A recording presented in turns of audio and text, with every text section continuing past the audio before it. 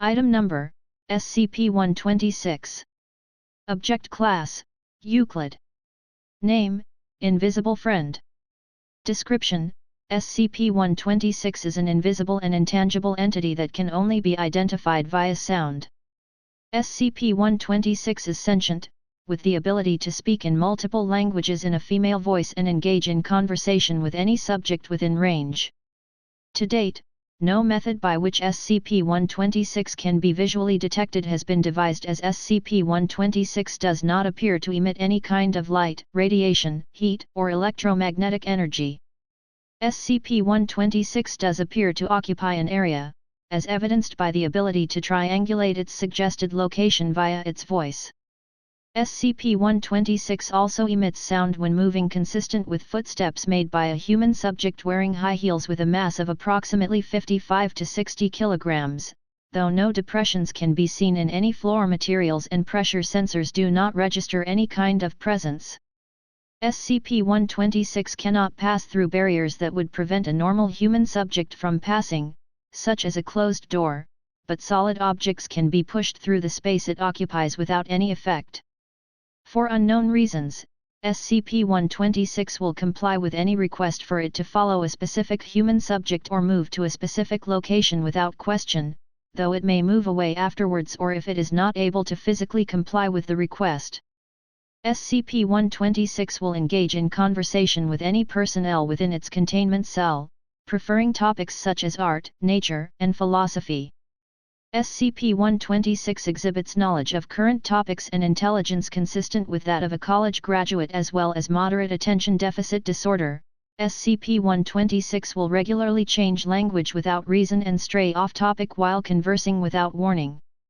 Attempts to question SCP-126 about its origin or nature have been unsuccessful, as SCP-126 becomes confused when presented with such questions and will quickly stray away from the topic.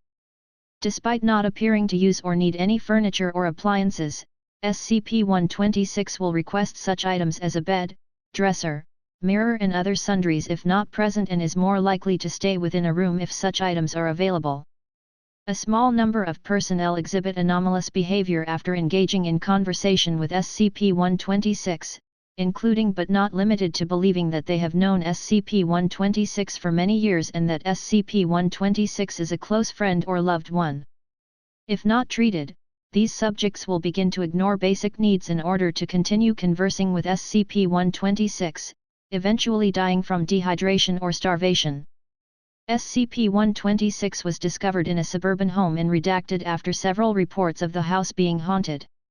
A Foundation containment team was able to quickly locate SCP-126 and, after conversing for several minutes, convinced SCP-126 to enter a mobile containment unit, which was used to transfer it to a local Foundation containment site.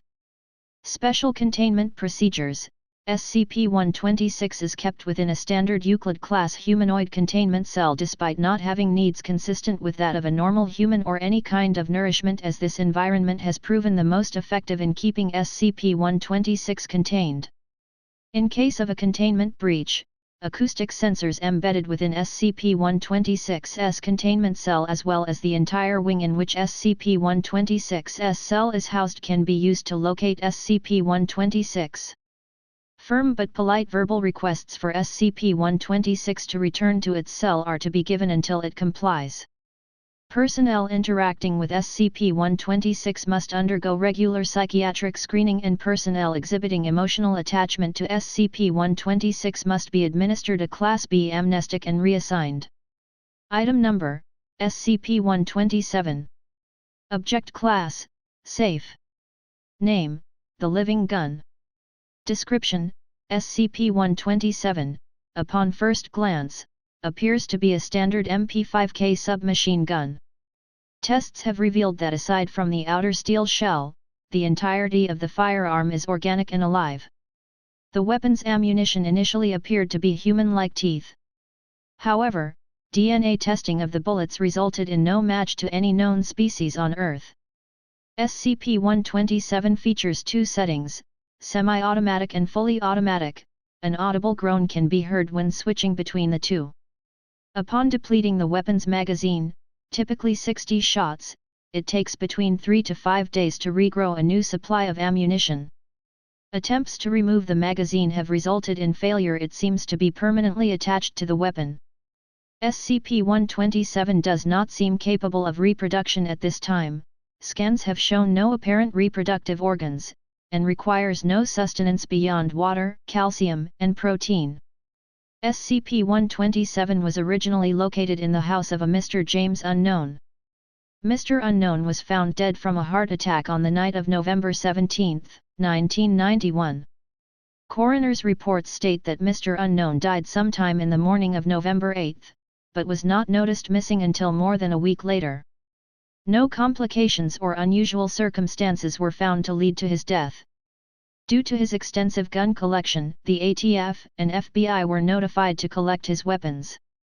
SCP-127 was discovered during testing and cataloging, and was promptly collected by SCP agents. Special Containment Procedures. SCP-127 is considered no more dangerous than a normal firearm of its type. However, due to its extraordinary properties, it is to be held in Weapons Locker 7C when not in use and suspended in water rich in calcium and protein. At this time, only the research team assigned to SCP-127 has clearance to access it. Item Number, SCP-128. Object Class, Euclid. Name, Kinetic Energy Entity. Description: SCP-128 is an immaterial source of kinetic energy which can be conferred upon any non-living solid material within line of sight of the source. The source itself is modal, with the tendency to remain along the walls or at the central wheel of the containment chamber. The line of sight is blocked by any opaque material, including lead, steel, or even single sheets of paper, but not transparent materials such as ballistic glass. Opaque radiolucent materials will contain SCP-128's range of effect, suggesting that transmission of energy occurs at visible light wavelengths, but darkness does not prevent transmission of kinetic energy. Any loose non-living materials within line of sight of SCP-128 are at risk of anomalous propulsion to hazardous velocities. Items under 100 grams in mass have been observed to accelerate to velocities of up to 900 m/s in a period of 0.1 second, similar in force to machine gun fire. Analysis of the mass and velocity of every object undergoing acceleration indicates that the system of affected objects contains a constant linear momentum of 2,500 kg m/s, anomalously unconstrained by direction. It is therefore advisable to have many heavier items available to the object instead of fewer, lighter items.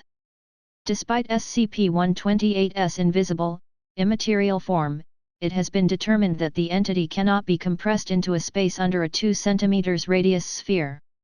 Such compression with opaque materials, however, is not advised, as dust particles within the space will be excited, generating extreme heat, potentially rupturing the compression container explosively. SCP-128 arbitrarily chooses which items to accelerate, with a slight statistical preference for new objects over older ones.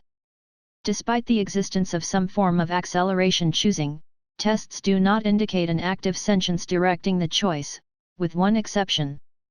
The object does not accelerate living material, with its own parameters regarding what is considered living. People or robots moving of their own accord are not accelerated, nor is any part that is rigidly attached.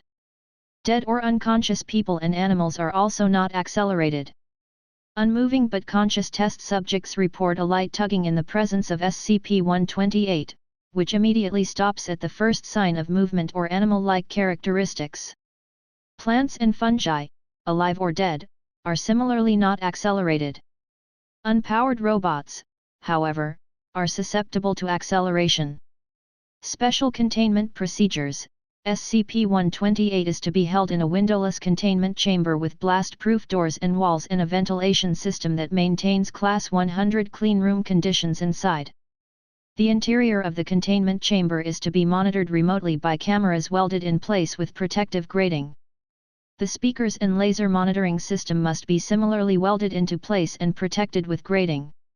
The entry to SCP-128's containment chamber must include an antechamber with a second locked door that cannot be viewed from the chamber door. Personnel entering the test chamber for any reason must wear ballistic armor and must not bring any loose item inside the chamber. All required equipment must be rigidly mounted to the armor. Interference with the laser monitoring system or the central wheel is forbidden unless required for maintenance. In the center of the containment chamber, a wheel must be mounted to a concrete pedestal and allowed to spin freely.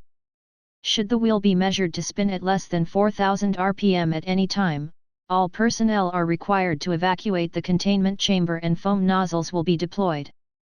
Item number, SCP-129. Object Class, Keter. Name, Progressive Fungal Infection. Description, SCP-129 is a series of an unknown amount of different species of fungus that can infect any animal with mucosal membranes. Infection by SCP-129 can pass through up to 5 stages, depending on exposure to further member species of SCP-129, individual resistance, and other factors, with each stage of infection facilitating progression to the next stage by weakening the individual's resistance to subsequent infection. Due to a combination of historical events, most humans and animals are naturally immune to SCP-129-04 through SCP-129 unknown. Therefore, outbreaks of Stage 3 infections are quite rare, but have the potential for widespread infection if not swiftly isolated and contained. All known cases of SCP-129 have followed the below 5-stage progression, although data expunged, possibly due to mutation. Special Containment Procedures. SCP-129 is at large in the world and infects large numbers of humans and animals daily. As such, containment efforts are focused on treatment of infected individuals and on eradication of any or all member species of SCP-129. Although at least 98% of the world's population harbors a natural immunity to one or more species of SCP-129, outbreaks that reach Stage 3 or higher must be contained as quickly as possible, with infected individuals quarantined under highest risk contagion protocols. In the event of Stage 4 or Stage 5 outbreak, in addition to the above procedures, data expunged, as described in Document Number 129A2, Level 4 clearance required. Stage 1, the first organism, SCP-129-01, attacks the victim's mucosal membranes, multiplying quickly and unobtrusively. A faint yeast-like smell might be detected, but beyond that, SCP-129-01 is asymptomatic. A second organism, SCP-129-02, can then infect the host, causing the victim to experience symptoms identical to those of acute viral nasopharyngitis, the common cold. The decreased efficacy of the host's immune system due to infection from SCP-129-02 allows SCP-129-01 to become entrenched further. SCP-129-01 and -02 generally leave the host body within 4 to 6 days. Though both species are fairly widespread, and most of the population has little to no protection against either organism, they pose little danger themselves, except to facilitate infection by SCP-129-03.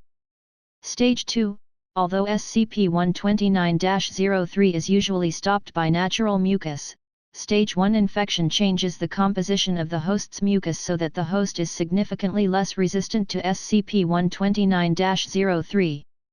Once established in the host, SCP-129-03 alters the host's mucus, lymph, and blood such that other species of SCP-129 can thrive in the host.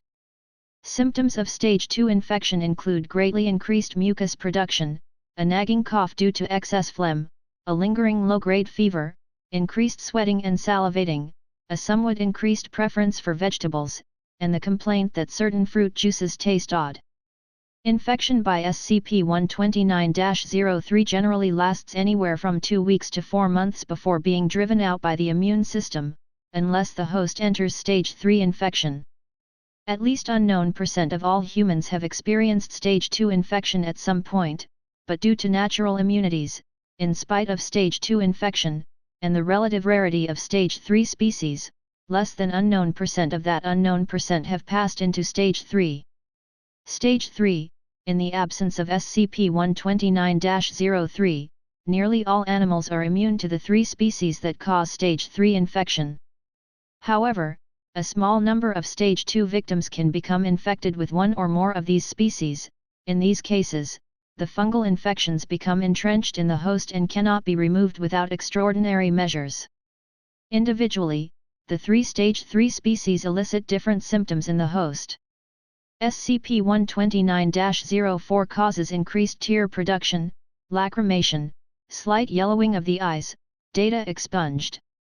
SCP-129-05 data expunged, causing the host's nails to thicken and significantly increasing earwax production. SCP-129-06 data expunged, in particular, bright yellow urine and small pellets in the host's feces, both of which smell strongly of yeast. However, a victim who becomes infected with all 3 of these species will, within hours, develop flu-like, or worse, symptoms and become bedridden for 3 to 5 weeks. Afterward, though the victim appears to have recovered fully, in actuality SCP-129 has spread throughout all systems in the host's body, marking passage into Stage 4. Stage 4, victims who reach Stage 4 appear generally healthy and indeed may be more lively and energetic than at any time since first contracting SCP-129. In actuality, SCP-129-01 through -06 have spread throughout the host's body, completely infiltrating the subject's immune, respiratory, circulatory, reproductive, data expunged, and central nervous systems. Mycelia from SCP-129 species also permeate the host's skin and replace some percentage, up to unknown %, of the host's hair. These hyphae, which are nearly indistinguishable from the host's natural hair, are used to propagate SCP-129 to other hosts. Any potential host that comes into contact with shed-off hyphae has a unknown % chance of becoming infected with SCP-129. Hyphae seem to be equally contagious from any part of the host's body, although data expunged if sexually transmitted due to data expunged. Despite, or perhaps because of, increased susceptibility to SCP-129, Stage 4 victims are much more resistant to viral and bacterial pathogens than uninfected subjects. All known subjects who have reached Stage 4 have either progressed to Stage 5 or died within unknown weeks. Stage 5.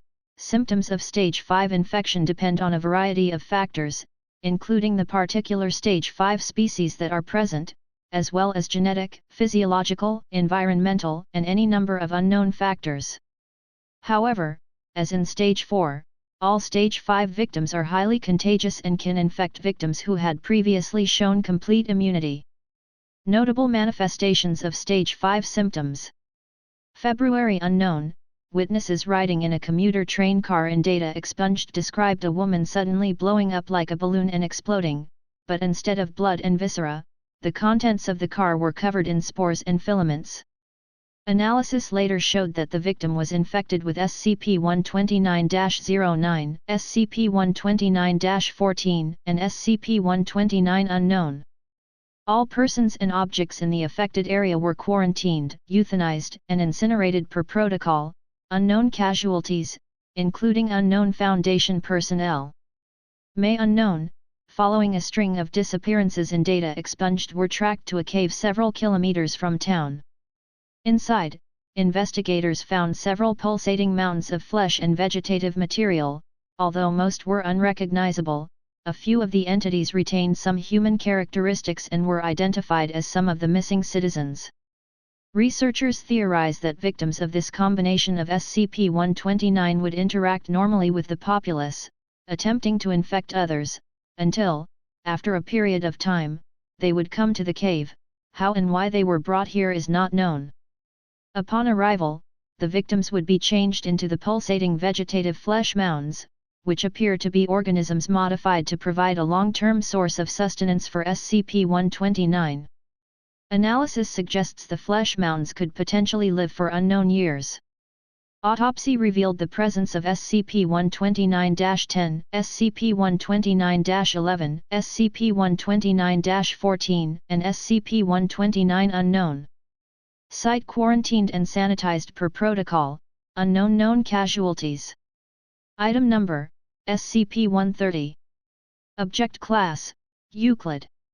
Name: Post Office.